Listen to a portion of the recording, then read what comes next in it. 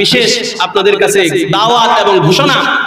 আমাদের প্রিয় প্রতিষ্ঠান জামিয়া আরাবিয়া মিফতাহুল উলুম দিলালপুর মাদ্রাসার 70 বছর পূর্তি উপলক্ষে আগামী জানুয়ারি মাসের অর্থাৎ আগামী মাসের 2 এবং 3 তারিখ বৃহস্পতি এবং শুক্রবার 70 বছর পূর্তি উপলক্ষে দস্তারে ফজিলত দস্তারবন্দি মাহফিল আন্তর্জাতিক ইসলামী মহাসম্মেলন অনুষ্ঠিত হবে। কি বলেন, এই সম্মেলনে কি আপনারা মেহমান না মেজবান? আপনারা কি মনে করবেন? নিজেদেরকে মেহমান মনে করবেন? মেজবান? আরে পুরা বাজিতপুরবাসী যদি মেজবান হয় তাহলে সারা দেশের মানুষ আসবে, তারা মেহমানদারি পাবে। আর আমরা যদি মেহমান হই, যে মেহমান হিসেবে যাব, একদিন একটু বয়ান শুনে চলে আসবো, তাহলে বাকি দেশের মানুষ আইসা মেহমানদারি পাবে।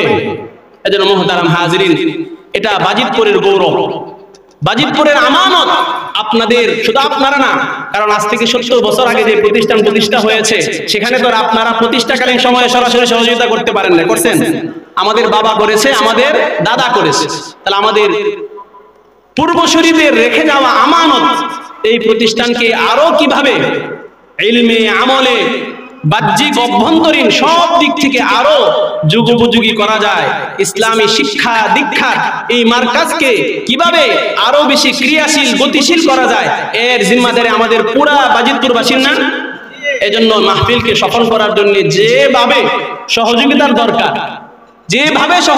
দরকার, আপনারা এই কথা মনে করবেন না যে আমাকে তো চিঠি দিল না, আমাকে তো দাওয়াত দিল না। আরে বাড়ির ঘরের মধ্যে যখন দাওয়াতের ইন্তজাম হয়, তো ঘরের সদস্যদেরকে দাওয়াত দেয়, বলেন?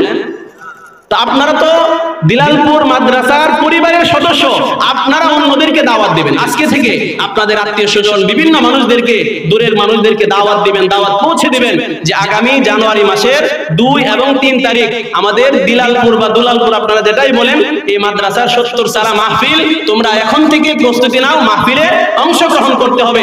করবেন তো ইনশাআল্লাহ? যত ধরনের সহযোগিতা লাগে সহযোগিতা করবেন তো ইনশাআল্লাহ? আল্লাহ পাক রব্বুল আলামিন আমাদের 70 সালা মাহফিলকে সফল করুন, আজকের মাহফিলকে সফল করুন, আমিন।